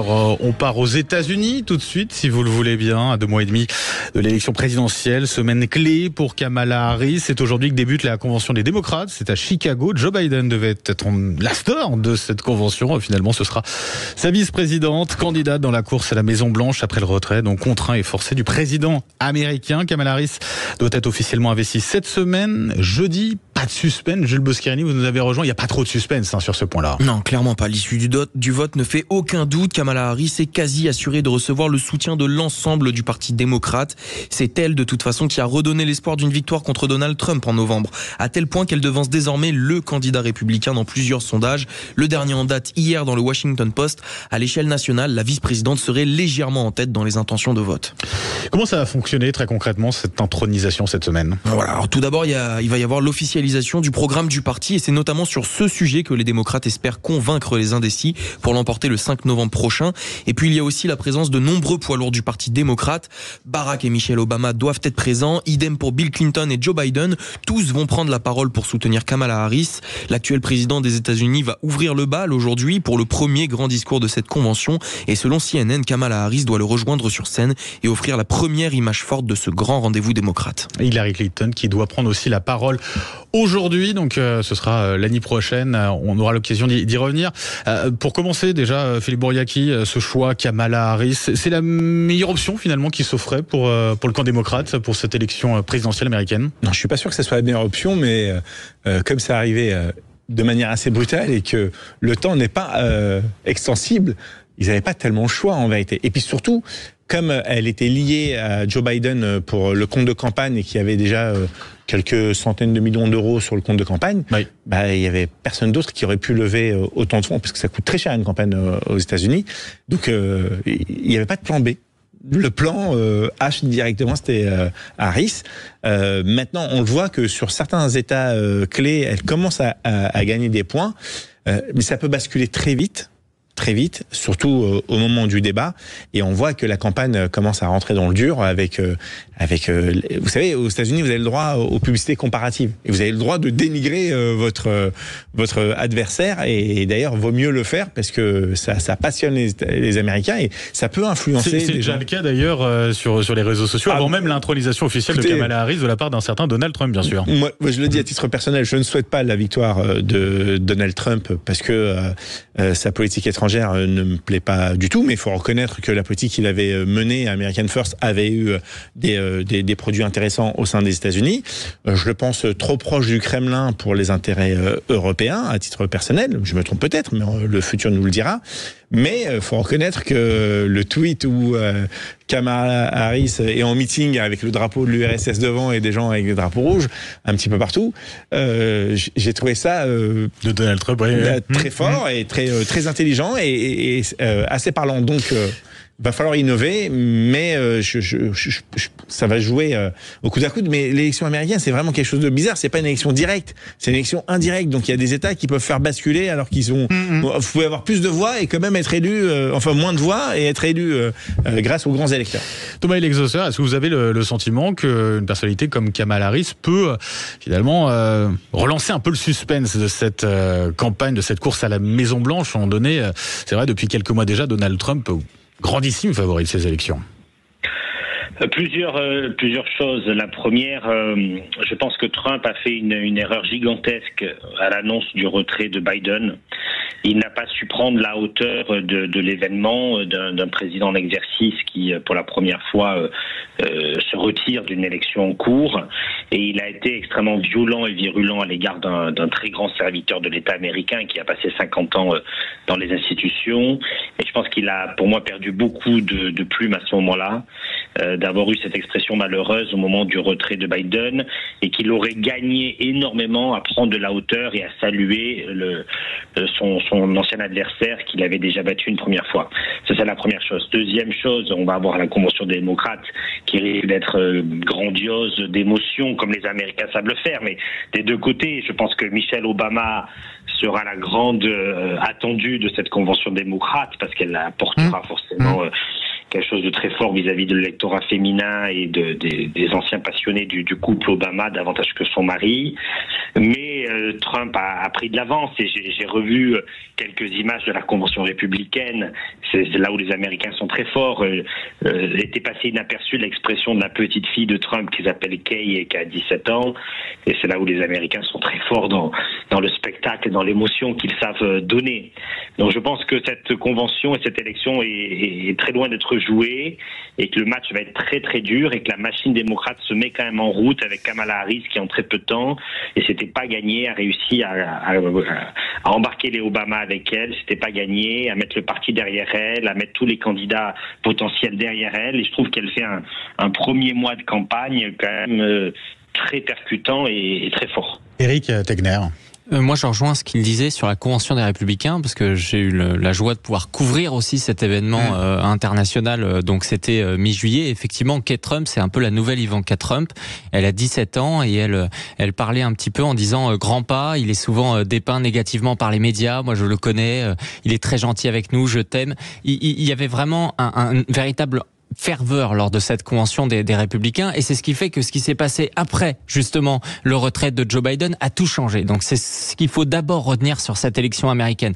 Lorsque j'y étais, tous ceux que je voyais me disaient, on n'a jamais vu une telle campagne depuis justement Nixon, depuis Reagan, parce que là, tout est au vert depuis le débat. Ils pensaient véritablement tout gagner, et d'une certaine façon, ils n'avaient pas tort, parce que cette poussée justement de Donald Trump, notamment depuis la tentative d'assassinat contre lui, son bras levé lorsqu'il crie fight, cette capacité qui a été saluée aussi y compris par la gauche aux États-Unis, d'avoir du courage et de se relever face à l'adversité, eh bien, a tellement fait peur le camp démocrate qu'ils ont enfin écoutez ce qu'on dit depuis des mois, c'est-à-dire que Biden n'est pas en capacité justement non seulement de mener une campagne, mais surtout de diriger les États-Unis. Donc c'est aussi ça qu'il faut retenir, c'est que c'est assez quand même scandaleux de se dire que pendant des mois, la presse américaine a caché cela, alors qu'on est habitué à ce que la presse américaine soit beaucoup plus libre, par exemple, que la presse française. Et donc, à chaque fois, c'était vu comme une fake news quand le camp républicain expliquait justement que Joe Biden n'était pas en capacité de s'interroger sur qui dirige derrière cette fameuse question de l'État profond. Moi, je voudrais revenir juste sur 2 éléments qui ont été dits, parce que, effectivement, le problème dans cette campagne américaine, c'est qu'il y a souvent des fake news des 2 côtés, et il y a aussi un biais médiatique qui, aujourd'hui, est clairement pro-Kamala Harris, pro-Biden. C'est très compliqué de voir l'autre côté. Ça dépend des médias. Bien entendu, mais c'est compliqué. On est sur une Amérique très clivée, et notamment dans les médias. C'est quelque chose qu'on ressent aussi dans les médias américains. Alors, oui, après, il y a les très grands médias, les plus grands médias quand même, sont globalement à gauche, au centre-gauche. En tout cas, les médias internationaux et les médias français qui couvrent cette campagne, à 95%, ils sont pro-Kamala Harris. Moi, je voulais revenir justement sur cette question de la proximité entre Trump et Poutine. Poutine, c'est le seul à avoir mené un véritable Trump face à Poutine en 2018 dans le désert syrien, où il a fait justement tuer près d'une centaine de mercenaires russes, ce qui fait que Poutine l'a toujours craint. Et ensuite, on a souvent critiqué la politique étrangère de Donald Trump lorsqu'il était justement à la Maison Blanche, notamment sur la question de la Chine, sauf que Biden a repris exactement la même politique étrangère. Ils ont simplement une méthode qui est différente. Et là-dessus, il ne faut pas se tromper. Ils ont une logique de dire aussi, on va essayer de se reconcentrer d'abord face à la Chine. Et Biden l'a fait, Trump l'a fait. Donc là-dessus, il faut aussi, je pense, raison garder du côté français pour observer les deux. Et moi, je rejoins. Aujourd'hui, Trump, il a quand même encore une petite avance sur certains éclats clés. Donc, Wisconsin, Michigan et Pennsylvanie, même si les démocrates espèrent reprendre la Floride et Texas. Mais en effet, tout va commencer vraiment le 10 septembre avec le débat chez NBC. Christelle Nias, Marie, c'est ce que j'allais dire. Alors, on est peut-être sur un moment de bascule. En tout cas, effectivement, ça s'est resserré. On peut dire au moins cela. Oui, c'est ça. Je pense qu'il faut vraiment. On est quand même sur le personnage de Trump, sur quelqu'un qui est quand même une bête de communication, qui sait parler à son électorat, un électorat plutôt populaire, et donc il a montré beaucoup d'images fortes, extrêmement puissantes jusque-là. Il sait se relever, donc c'est un adversaire redoutable pour Kamala Harris. Là, sur le show à l'américaine, comme ça a été dit, et c'est très vrai, qui est attendu là sur cette intronisation, eh bien, elle sera attendue sur son discours, parce que c'est quand même un exercice de style particulièrement complexe pour un candidat. Et puis l'heure de vérité, ce sera effectivement le 10 septembre. Je pense que c'est à ce moment-là qu'on pourra recommencer à reprendre les paris. Et on verra aussi vendredi, puisque Donald Trump a annoncé qu'il tenait un meeting dans l'Arizona. Donc ça sera la première fois il pourra réagir justement face à Kamala Harris. Effectivement, depuis le début, il n'arrive pas à trouver le discours pour la critiquer. Il s'est concentré sur des attaques personnelles, alors que son camp demande à ce qu'ils attaquent justement sur le bilan, parce que le bilan de Biden, notamment des Biden Economics, et donc d'une certaine façon des Kamala Economics, est plutôt négatif aux États-Unis. Donc on verra vendredi aussi comment Trump réagit s'il trouve la bonne formule. Allez, 11h30 sur Sud Radio. Dans un instant, on revient en France avec la politique bien française et cette question. Est-ce que la France aura enfin un nouveau Premier ministre, un nouveau gouvernement d'ici la fin de la semaine? La question est posée. On verra cela dans quelques instants. Puis la gauche qui se déchire également autour d'une menace de procédure de destitution contre Emmanuel Macron.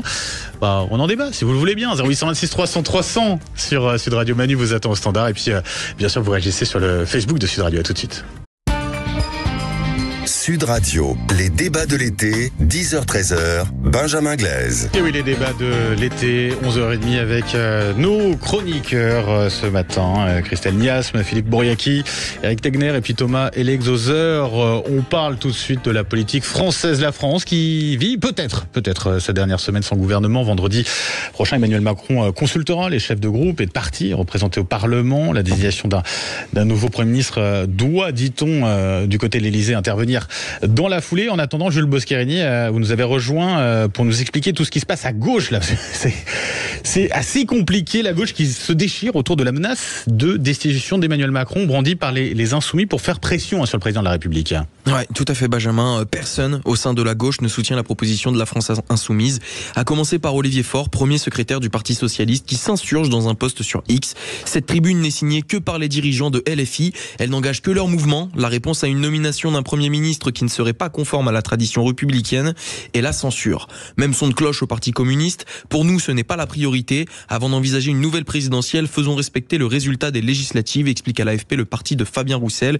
Et chez les écologistes, la secrétaire nationale Marine Tondelier déclare également ce matin sur BFM que ce n'est pas la ligne ni la priorité des écologistes. Jules, c'est quoi concrètement les conditions nécessaires pour obtenir la destitution d'un président de la République? Alors rappelons que c'est l'article 68 de la Constitution qui permet depuis la révision de 2007 de proposer cette mesure. Pour ce faire et en cas de manquement à ses devoirs manifestement incompatibles avec l'exercice de son mandat, les parlementaires à l'initiative du processus doivent convaincre l'Assemblée nationale et le Sénat de se constituer en haute cour.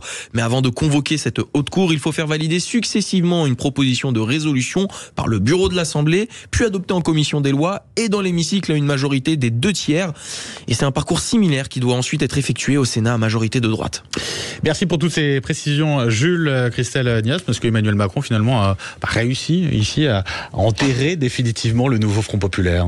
Je crois que Emmanuel Macron réussit encore un tour de force comme à chaque fois. C'est cette gestion par le chaos et finalement qui était prévisible parce qu'avant les vacances, avant la trêve olympique dont on parlait tout à l'heure, on savait que ça allait devenir extrêmement compliqué à l'issue de trouver une solution. J'ai envie de dire que l'état du gouvernement, c'est un petit peu comme dans ma ville. On essaye tous les articles du Code général des collectivités depuis le début du mandat. Ouais. Les Français n'ont jamais autant entendu parler de constitution. Mais c'est bien, ça, c'est une bonne chose. On connaît tous les articles maintenant. Ça aide. Ouais. Maintenant, on expérimente le 68. Merci. Des experts. Voilà, des experts constitutionnalistes. C'est fou. Voilà, c'est triste de ce que ça dit de la vie politique. Moi, ce qui m'a heurté vraiment, c'est cette attitude encore de la France insoumise qui montre sa volonté. Finalement, qui se joint au chaos général. On parle, on est dans un chef de file qui parle à sa population parce que ce qu'attendaient leurs électeurs, c'est, moi je les ai entendus. Ça m'a un petit peu choqué d'ailleurs dans la sortie des bureaux de vote parce qu'on n'a pas le droit dans les bureaux de vote. Attention. Oui, mais le propos qui m'avait heurté, c'est oui, mais tu comprends, ce sont les seuls candidats qui sont capables de mettre à bas ce gouvernement. Enfin, ça dit les choses quand même. Mettre à bas ce gouvernement. Donc ça veut dire qu'il y a une recherche du chaos, il y a une recherche de faire tomber l'institution et de continuer dans ce désordre organisé. Et donc c'est ce que défend Mélenchon. Lui, il prépare sa présidentielle. Et donc pour faire venir les électeurs à lui, il a promis le chaos, la fin de ce gouvernement, la fin de la gestion Macron. C'est ce qu'il est en train de faire. Là, on sort des vacances, c'est un bon coup de communication, comme il sait le faire. Il a essayé. Là, c'est un petit peu compliqué parce que le calendrier actuellement est un petit peu complexe, mais il reviendra avec peut-être un prochain article de la Constitution dans 2-3 semaines. Chaque chose. On prend les choses les unes après les autres. Éric Tegner, comment vous interprétez cette menace brandie par la France Insoumise de lancer une procédure de destitution d'Emmanuel Macron? À chaque fois, ils ont soit un train d'avance, soit un train de retard. C'est eux, depuis le début, ils croient avoir gagné. Ils mettaient en avant un candidat pour Matignon. En fait, c'était les seuls à y croire. Là, Emmanuel Macron n'a même pas reçu leur candidat, puisqu'il a quand même accepté de recevoir Lucie Castet, qui est entre nous assez scandaleux, assez étonnant. Je crois que Marine Le Pen, d'autres s'en sont d'ailleurs étonnés. Et donc, lui, il est toujours à contre-courant. Moi, je rejoins ce qui a été dit sur la logique du chaos. Et je voudrais citer Littlefinger dans Game of Thrones, qui dit le chaos est une échelle. Eh bien, c'est un peu cela avec Emmanuel Macron. Pourquoi ? Parce que d'abord, ce qui compte pour lui, c'est le calendrier. Le 1er octobre, il y a un budget qui doit être déposé. Le 20 septembre, justement, on doit proposer déjà nos pistes à la Commission européenne, parce que vous savez, on est mis sous la procédure de déficit excessif. Et donc, plus le Premier ministre sera nommé tard, plus il sera obligé, pour avoir un budget, de prendre le budget qui en ce moment est préparé par Bruno Le Maire dans les cartons de Bercy. Il est préparé là, en ce moment depuis quelques jours. Et donc de toute façon, peu importe le Premier ministre qui va choisir, je pense que ça va être une histoire de coloration politique, mais d'abord il voudra quelqu'un justement qu'il puisse maîtriser. Il mettra en œuvre justement ce projet d'Emmanuel Macron. Je ne pense pas d'ailleurs qu'il y aura de motion de censure, parce que je ne vois pas par exemple les Républicains qui veulent être vus comme responsables faire en sorte qu'il n'y ait pas de budget. au 1er janvier. Je ne vois pas dans quelle mesure ça pourrait arriver. Donc il y a une forme de déni démocratique de la part d'Emmanuel Macron. Il essaye de s'acheter du temps parce qu'il sera forcément à un moment donné sanctionné dans les mois à venir. En tout cas, une immobilité à cause de ça. Thomas Elexauzer, en tout cas, il est bien aidé dans cette stratégie-là, si je vous suis, effectivement, Éric Tegner, dans le sens où les Insoumis jouent un peu peut-être son jeu, d'une certaine manière. Je ne sais pas ce que vous en pensez, Thomas Elexauzer, avec ces polémiques. Et puis peut-être cette façon aussi pour les Insoumis de briser ce nouveau Front populaire tout en laissant la responsabilité aux autres de le faire. Mais les Insoumis, ils jouent leur propre jeu qui est de ne pas vouloir gouverner. Parce qu'ils en sont incapables et qu'ils ne le veulent pas au fond d'eux-mêmes. S'ils avaient voulu gouverner, ils auraient choisi une personnalité de gauche consensuelle qui aurait été l'ancien ministre de François Hollande, je ne sais qui aurait pu s'attirer l'aile gauche de la Macronie. Mais en sortant du chapeau des noms invraisemblables et en donnant cette proposition de destitution qui est infaisable, ils prouvent bien qu'ils sont dans la volonté de chaos et de cette volonté absolue de ne pas vouloir gouverner, de trouver toutes les solutions possibles pour ne pas être en situation de gouverner. Et je trouve vraiment regrettable que le Parti socialiste continue à tenir cette alliance de l'infamie avec ces gens-là et ne se délocalise pas totalement de ce groupe insoumis. Et je trouve que la période est vraiment très particulière parce qu'on a d'un côté des élus, des responsables politiques qui n'ont pas arrêté de mentir aux Français, qui ont menti sur le SMIC à 1 600 €. Ce n'est impossible et ils n'arrêtent pas maintenant de changer leur position sur le SMIC à 1 600 € et qui continuent à mentir aux Français sur des positions institutionnelles, politiques qui ne tiendront pas la route. Et Lucie Castet ne sera jamais première ministre et la discussion n'aura jamais aucune chance d'aboutir. Donc tout ça, c'est du mensonge que l'on donne aux Français, à la télévision, dans les JT, dans les journaux, et on laisse impunément des responsables et des élus et des parlementaires mentir au peuple. Et ça me sidère complètement. Philippe Bourriaquier. Oui. À ce propos, vous partagez son avis justement sur cette question-là du côté du nouveau Front populaire, des Insoumis principalement, et comment expliquez-vous que ce nouveau Front populaire, il tienne encore malgré les tensions qui sont très claires en son sein? Alors c'est pire que des tensions, ils sont d'accord sur rien. Je dis bien sur rien. Enfin, 2-3 points à la marge pour laisser des gens nous embêter, leur trouver des circonstances atténuantes. Ça, là-dessus, ils sont unanimes. La chose est claire. L'erreur d'Emmanuel Macron, c'est d'avoir sous-estimé l'instinct de survie des rapaces. Lorsque vous êtes à 7 000 € par mois et que vous savez que vous risquez de tout perdre, vous reniez vos fondamentaux et là, vous êtes prêt à vous associer avec le diable. Je parle au moment de la dissolution. En 48 heures, ils se mettent d'accord alors que pendant 8 mois, ils nous ont montré un spectacle où ils s'entretuaient, ils s'insultaient du matin au soir. Donc, il faut arrêter de prendre les gens pour des gens stupides. Mélenchon a fait 2 erreurs. Pourtant, c'est un animal de la vie politique. L'erreur, c'est de croire qu'il pouvait être en 2022 le nouveau Premier ministre. Et pour cela, alors qu'il aurait dû, techniquement, en tant que chef de guerre, définitivement tuer le PS et ELV et être la seule force qui existe politiquement, quitte à avoir moins de députés, de créer la fameuse NUPES, donc de leur donner un aura et de pouvoir exister. Ce qui a permis, en tout cas en 2024 pour les européennes, à Guzman d'être devant et de pouvoir faire un rapport de force en disant, au moment de la dissolution, c'est soit tu nous donnes plus, de manière assez tactique, parce qu'ils sont pas que bêtes, le PS, ils ont pas tous les neurones qui sont partis en fumée, ou soit il y aura 577 candidats, et pour être, vous savez, moi j'ai passé 28 ans à Europe Écologie Les Verts, donc je connais bien le mécanisme, et j'ai surtout plein de potes qui m'ont dit, écoute, si Mélenchon n'accepte pas, nous on fait un deal avec le PC, ELV et le PS, et on aura 577 candidats communs. Donc en fin de compte, ils ont réussi à mettre un coup de collier. Donc Mélenchon a un petit peu les boules. Il mène la théorie du chaos et surtout de ne pas vouloir gouverner, mais de préparer 2027. Et pour cela, il pousse à chaque fois dans les limites de l'imaginable, en fin de compte, tout le nouveau Front populaire, qui l'oblige à se délier un petit peu et les obliger à partir du nouveau Front populaire pour que dans 10 mois, à la prochaine dissolution, dire Français qui ont voté pour le nouveau Front populaire, je ne parle pas de ceux qui ont voté Front populaire au 2e tour pour faire barrage à l'extrême droite, mais ceux du 1er tour, leur dire C'est eux les traîtres. Il faut qu'on s'en débarrasse définitivement. Ils sont macro-compatibles. Point barre. Le PS est super piégé. Ils sont pas bien. Je vais vous dire, ils transpirent un petit peu en se disant comment on fait pour être un parti raisonnable de gouvernement dans une projection de coalition large, parce qu'il n'y a que cette coalition large, malheureusement, ou heureusement, je ne sais pas, qui peut gouverner, et pour ne pas emmener, effectivement, droit dans le mur, parce que la vraie question que je me pose, c'est si le budget n'était pas voté, qu'est-ce qui se passe ? Il n'y a personne qui peut me répondre. Ça, c'est une inquiétude effectivement importante, très importante, capitale, et on aura l'occasion d'y revenir. Un mot quand même sur le profil de ce futur Premier ministre. On a commencé à en parler rapidement. C'est quoi le bon profil finalement, Christelle Niasse ? Il y a des noms qui circulent. Voilà, Bernard Cazeneuve, ancien Premier ministre de François Hollande. On a aussi Xavier Bertrand. On a aussi le maire de Saint-Ouen, le socialiste Karim Bouamrane, qui aussi évoqué. Ce serait quoi le bon profil finalement pour Matignon ? Matignon, je pense qu'il faut peut-être un visage nouveau, en tout cas quelqu'un qui soit dans le consensus, parce que là, de manière assez exceptionnelle, le résultat de l'Assemblée nationale, c'est quelque chose il n'y a plus de majorité. Personne n'a gagné, même si on entend ça depuis des mois. On a gagné, non, personne n'a gagné en réalité.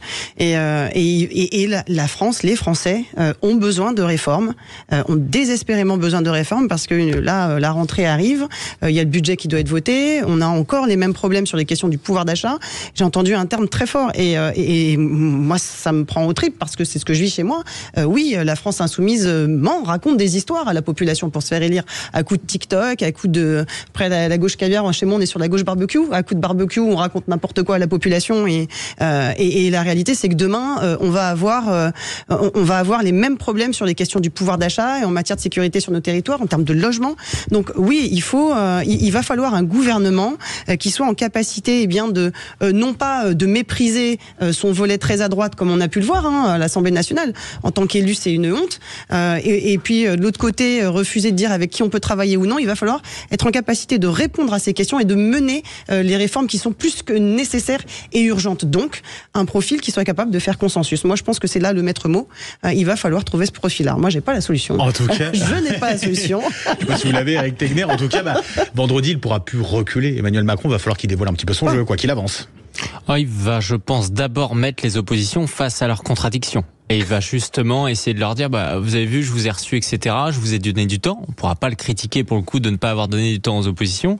Et vous n'avez pas su trouver de solution. Parce que ce qu'on cherche, c'est pas un consensus national. Il n'y en aura pas à partir du moment où les 10,5 millions d'électeurs du Rassemblement national, on les méprise dans tous les courriers, parce que tous les courriers qui ont été envoyés pour appeler à faire des coalitions, etc., excluent à chaque fois un courrier envoyé au Rassemblement national. Donc déjà, ça en dit long. Ils cherchent simplement à faire la petite tambouille pour faire en sorte de faire passer leur budget.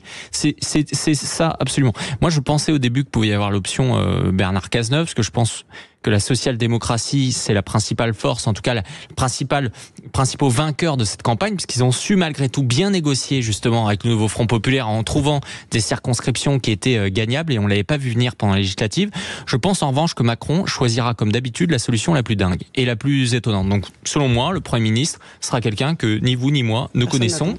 Parce que ce sera ça c'est toujours ça à chaque fois. Voilà. Quand en plus on entend les premiers ministres auxquels ils pouvaient penser parfois, mais on se dit mais à quel moment c'est arrivé.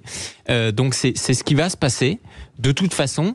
Et il va l'imposer et il va dire c'était de votre faute, voilà. Et je pense que de toute façon, il trouvera ce qu'il faudra pour essayer de faire en sorte que ça avance un petit peu pendant quelques semaines. Éric Tegner, Thomas Alexoser, Philippe Bouriaki, Christelle Niasse, vous restez avec nous. On poursuit ces débats de l'été. Dernier débat à suivre dans un instant. On va parler de ce boulanger qui a décidé d'arrêter de servir des produits à base de porc dans sa boulangerie à la suite d'une altercation. On vous explique tout cela. On en débat dans un instant. À tout de suite. Sud Radio, les débats de l'été, 10h-13h, Benjamin Glaise. 11h50 sur Sud Radio, la suite et la fin des débats de l'été avec nos chroniqueurs. Aujourd'hui, Christelle Niasse, conseillère municipale LR à Villeneuve-Saint-Georges, Val-de-Marne. Phil Bouriaki, conseiller régional Île-de-France, commissaire au sport, Jeux Olympiques et Paralympiques, co-porte-parole national écologie au centre. Éric Tegner, directeur de la rédaction de Frontières. Et puis Thomas Alexoser, secrétaire général du nouveau centre conseiller départemental de l'Eure. Revenons sur la polémique du week-end. À Vénissieux, En banlieue sud de Lyon, une boulangerie a décidé d'arrêter de servir des produits à base de porc. Pourquoi ? Eh bien, à la suite, tout simplement, d'une altercation à propos d'une quiche Lorraine, du quiche au lardon. Jules Boscarigny, revenons d'abord sur les faits. Qu'est-ce qui s'est passé précisément dans cette boulangerie de Vénissieux ?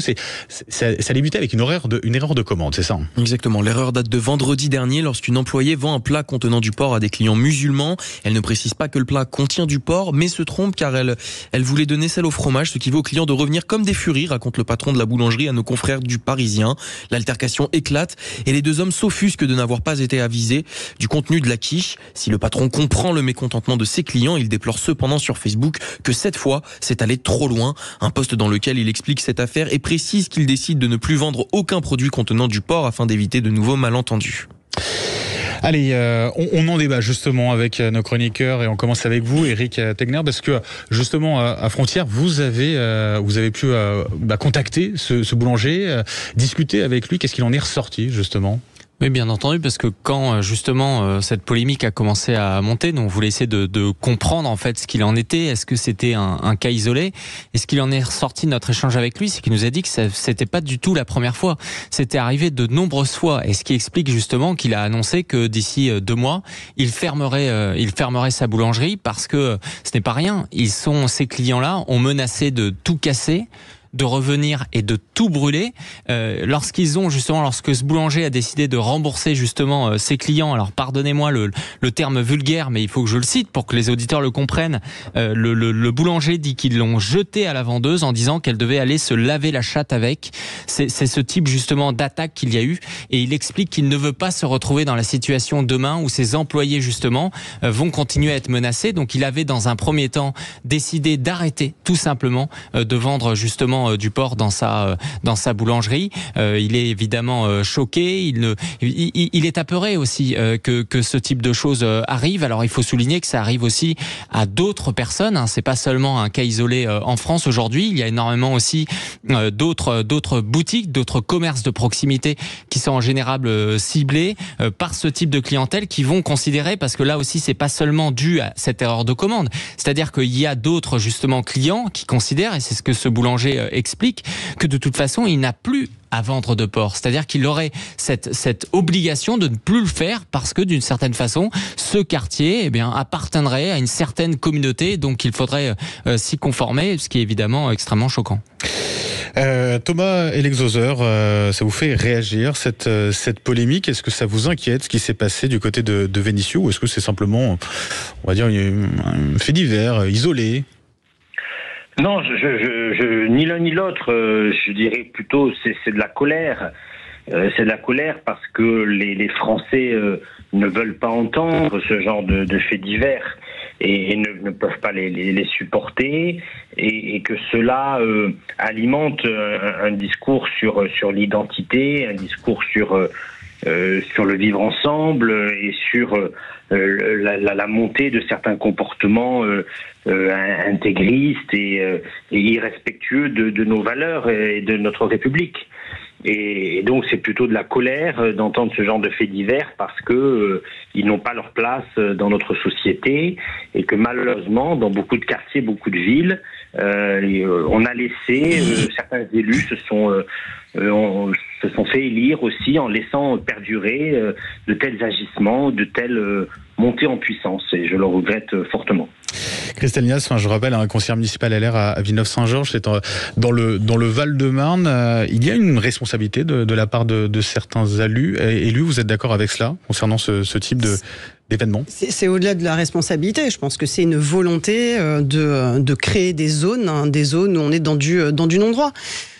Des personnes qui sont rendues coupables de menaces envers ce commerçant, elles représentent absolument aucune religion, aucun rien. Ce sont des personnes qui n'ont aucune valeur, qui ne représentent qu'elles-mêmes.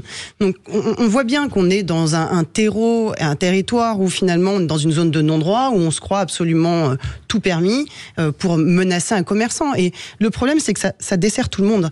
Ça dessert toutes les personnes qui font partie de la communauté musulmane, parce que je suis certaine qu'elles n'ont pas envie qu'on parle de leur religion de cette manière-là, et que ça représente absolument pas les valeurs de quelconque religion, et ça dessert également les territoires qui sont victimes de ce type de comportement. Oui, c'est organisé, je dis. Moi, je viens de ma ville, c'est Villeneuve-Saint-Georges. On sort de 30 ans de gestion de gauche communiste. Moi, quand la population, elle vient me voir et qu'elle me dit, oui, mais aujourd'hui, sur la ville, on trouve que des boucheries halal. Moi, je jette pas l'opprobre sur le commerçant, sur le boucher. Le boucher, s'il vient et qu'il vend de la viande halal, c'est parce qu'il a la clientèle, hein, c'est tout. Et c'est pas un mal. Le commerçant, il va simplement, il a besoin d'un panier moyen, il a besoin de clients et de gens qui vont pouvoir consommer. Donc, ça dit les choses. Hein. Ça dit le fait qu'on a créé dans des zones. Alors là, je parlerai pas de ghetto parce que c'est pas le même sujet, mais on a créé des zones où on a amputé tout le phénomène de mixité. C'est fini. Il y a des territoires sur lesquels il n'y a aucune mixité. Et ça, c'est une réalité. Il n'y en a plus, et on a complètement empêché aujourd'hui ce lien entre tous les Français. Parce que finalement, ce qui nous sauve, c'est le fait républicain. Parce qu'au sein de la République, peu importe la religion, la couleur, l'origine, le genre, chacun a le droit de pratiquer très librement. Chacun a le droit, du moment qu'il respecte les valeurs républicaines, tout se passe bien. Alors moi, ce qui arrive à ce commerçant, je trouve ça intolérable. Et oui, clairement, aujourd'hui, quand on crée des zones sur des territoires, pour s'assurer un électorat, c'est ce qu'on vit très directement. Et c'est pas rendre service à la population, c'est pas rendre service aux gens, et c'est pas aimer la population. Parce que je crois que quand on est élu, on aime la population. C'est ce qu'on fait, parce qu'on est au service de la population. Et on n'aime pas les gens quand on les met dans des situations de détresse et de difficulté, et qu'on les maintient dans cette situation. Philippe Bouriaki, je rappelle, vous êtes conseiller régional Île-de-France notamment. Aujourd'hui, il y a encore trop de politiques qui ferment les yeux sur cette réalité telle qu'on peut la percevoir à travers ce qui s'est passé à Vénissieux avec ce boulanger. Mais c'est pire que fermer les yeux. Ils sont complètement complices et ils entretiennent ça. Christelle l'a très bien résumé. Moi, je suis d'une ville qui a toujours été communiste. Aujourd'hui, elle est carrément d'extrême gauche. Et on voit certains accointances avec des gens peu fréquentables qui vous font croire en plus qu'ils ont une force de puissance électorale importante. Moi, j'en ai même un qui m'a clairement menacé la dernière fois en me disant, tu sais, moi j'ai 3000 fidèles. Si t'es contre le projet qu'on va faire, ça pourrait mal se passer contre toi. Alors moi, je l'ai remis tout de suite d'équerre. Moi, il y a personne qui me menace. Il y a la colère légitime de quelqu'un qui on fait manger quelque chose contre sa volonté ou contre sa religion. Moi, je suis de culture judo-musulmane, je mange pas de porc, je mange pas de crustacés, et c'est vrai que si je mange quelque chose comme ça, je pourrais être en colère. Mais dans ces cas-là, je rappellerai à ces abrutis qui sont mal comportés, qui visiblement ils ne maîtrisent pas les aspects de la religion, car dans la religion musulmane, si par accident ou si parce que vous ne saviez pas vous avez mangé quelque chose qui n'est pas halal, vous ne pouvez pas, vous n'avez pas fait de péché. Donc par conséquent, ça ne peut pas vous être reproché par le Tout-Puissant. Donc déjà, c'est une mauvaise maîtrise de la religion en elle-même. Maintenant, il y a un autre débat qui se pose. C'est est-ce que, en tant que commerçant, je veux séduire un maximum de clientèle? Et à ce moment-là, si je suis quelque part où il y a une forte de personnes d'obédience judaïque, j'ai plutôt intérêt de faire du kasher avec toutes les contraintes que ça... Parce que pour faire du cash-route, vous ne pouvez pas avoir le bendit comme ça aussi facilement. Et puis, il faut un mosché qui s'en occupe, donc c'est très compliqué. Mais le halal, c'est plus simple. Vous pouvez même ne pas être musulman et proposer du produit halal. Par contre, si on vous contraint à en faire, là, c'est vraiment problématique et ça remet en question le vivre ensemble et puis surtout des réseaux de gens qui sont pas propices à la République et ça nous n'en voulons pas. Merci beaucoup pour ces débats. Merci d'avoir été avec nous ce matin sur Sud Radio. Christelle Niasme, conseillère municipale LR à Villeneuve-Saint-Georges, Val-de-Marne. Philippe Bouriaki, conseiller régional Île-de-France, commissaire au sport, aux Jeux Olympiques Paralympiques, co-porte-parole national écologie au centre. Merci beaucoup Eric Tegner d'avoir été avec nous, également directeur de la rédaction de Frontières. Et puis je remercie aussi Thomas Elexoser qui était avec nous, secrétaire général du nouveau centre, conseiller départemental de l'Eure. Sud Radio, 11h59. On revient dans un tout petit instant, les infos. Et puis Maxime Troulot qui nous rejoint pour la suite de ces débats de l'été. On viendra notamment sur la mort d'Alain Delon, les hommages qui continuent de se multiplier, le retour de la polémique sur sa succession. On va tout vous dire. Et puis va-t-on vers un hommage national? Oui, non, la réponse aussi dans un instant. À tout de suite.